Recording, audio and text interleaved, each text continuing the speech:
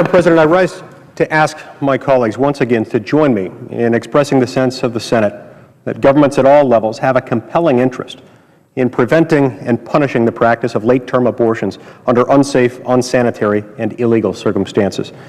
It seems as though every day, we find new evidence that this problem is much bigger than we could have feared previously. Earlier this week, of course, Philadelphia abortion doctor Kermit Gosnell was convicted on 3 counts of first-degree murder for severing the spines of newborn infants, and 1 count of involuntary manslaughter for the death of a pregnant mother who came to see Dr. Gosnell for care. The shocking details of the Gosnell case have, despite the best efforts of the mainstream media to cover it up, become national news. The abortion industry is spun into action, trying to isolate and condemn Gosnell as an aberration. Planned Parenthood cited Gosnell's appalling crimes. NARAL called him a butcher. On this very floor last week, Gosnell's actions were decried by pro-choice senators as reprehensible and an outrage, a violation of everything we hold dear. But, Madam President, Kermit Gosnell has only been sentenced to life in prison and condemned as a monster for doing things for which, had he done them just a few seconds earlier or a few centimeters in a different direction, would have caused that those same voices might have hailed him as a hero and not as a monster. Remember, President Obama himself, while serving in the state legislature of Illinois, voted against legislation that would have protected the civil and constitutional rights of infants, human beings born alive. At a recent hearing in the Florida State Legislature, a Planned Parenthood representative refused even to acknowledge that newborn babies have a right to life. In recent weeks, undercover videos have caught abortion clinics around the country casually offering to kill infants born alive. And just this week, evidence emerged about similar abuses at a clinic in Texas. This has nothing to do with health care or even with medical negligence, but with murder, a war on women and children waged under the guise of legitimate health care. As much as we might want to agree that Kermit Gosnell is an aberration, recent revelations indeed suggest otherwise. A mounting body of evidence seems to suggest that, at least among some late-term abortion providers and advocates, the immorality of infanticide may be an open question. Madam President, the abortion industry's defense of late-term abortion has always been based on a rejection of innate human dignity. How could it be otherwise? But as technology advances, their case for late-term abortion increasingly rejects medical science as well. We now know as a scientific fact that unborn children, after about 20 weeks of development, can feel pain. We know that Dr. Gosnell's victims squirmed and cried before he severed their spinal cords. And we know that every day medical technology progresses, our abortion laws fall further behind the science. It is a tragedy all its own that even today our laws defining human life depend more on geography than on biology. The unsettling question before us now is, has an industry whose profits have always depended on dehumanizing unborn children gone even further and dehumanized born-alive children too? The case of Kermit Gosnell, the undercover videos, and recent clinic scandals around the country all hint at a terrifying answer. And yet right now, we just don't know. My resolution would call on governments at all levels to find out what the late-term abortion industry is really up to, and to take any appropriate and necessary measures to prevent and punish abusive, unsanitary, and illegal practices.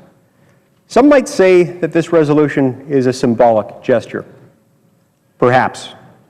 And I and others have introduced more concrete legislation. But even so, Madam President, symbols are themselves important. It's important that the strong stand up for the weak, that we, in the world's greatest deliberative body, lend our voices to the voiceless, that we, representatives of the most powerful nation on earth, promise to protect the weakest, the most innocent, the most vulnerable among us, and punish those who would do our children harm. Madam President. Senator from Texas. Would the senator from Utah yield for a question? Yes, I will. Madam President, I'd like to ask a question, but start by laying a predicate and then ask the senator from Utah's views on that predicate. I rise today to support the resolution offered by Senator Lee, calling upon the Senate to investigate and hold hearings about the late-term abortion practices in this country. This is especially important given the fact that we are seeing allegations of similar conduct to that of Dr. Gosnell potentially being performed in other locations across the country. Indeed, there have been allegations of similar conduct in my hometown of Houston, Texas, that I understand are being investigated by the local district attorney and other authorities and that need to be fully and thoroughly investigated. The crimes committed by Dr. Gosnell are almost unspeakable. The harm inflicted to the mothers and to the babies who were born alive and had their lives willingly extinguished, unthinkable. The actions detailed in the grand jury report depict a house of horrors. Knowing what we know now about what happened, everyone in this body should be supporting conducting an investigation to make sure there are not other Dr. Kermit Gosnells across this country. We need to make sure it is not happening to other unsuspecting mothers, that other newborn babies are not being murdered as they were in Dr. Gosnell's clinic. Specifically, this resolution states, Congress and states should gather information about and correct abusive, unsanitary, and illegal abortion practices and the interstate referral of women and girls to facilities engaged in dangerous or illegal second and third trimester procedures.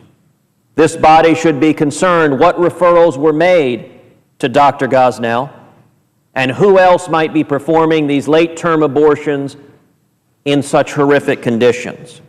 This resolution goes on to say Congress has the responsibility to investigate and conduct hearings on abortions performed near, at, or after viability in the United States, public policies regarding such, and evaluate the extent to which such abortions involve the natural right to life of infants who were born alive or are capable of being born alive and therefore are entitled to equal protection under the law. In my judgment, this is a resolution everyone should support. Everyone who proclaims himself or herself to be a champion for women and children should enthusiastically support this resolution. Many of these late-term abortion clinics serve underprivileged populations. Anyone who proclaims himself a champion dedicated to helping the most vulnerable should be supporting this resolution. And the Senate has an obligation to conduct oversight. Planned Parenthood, the nation's largest abortion provider, in 2011 performed 333,964 abortions in the United States. From 2011 to 2012, Planned Parenthood received 45% of its revenue from taxpayer-funded sources.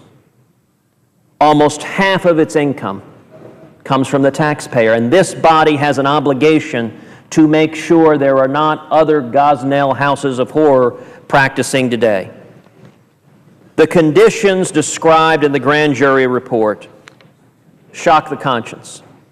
They described how doctors and nurses worked without proper licenses.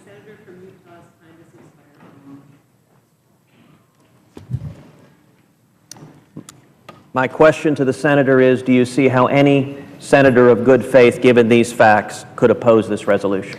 Madam President, I ask unanimous consent, that I be given 60 seconds to answer the question, and then I'll... Is there objection? Without objection. Thank you, Madam President. In short, in response to the question from my colleague from Texas, I do find it difficult to understand why anyone would oppose this. I also find it difficult to understand how this can be put on the same plate, as serious as other kinds of abuses are, as serious as other acts of medical malpractice may be. This one's different. This is about premeditated first-degree murder of the most defenseless, the most vulnerable people in our society, and I urge my colleagues to support it. Thank you, Madam President.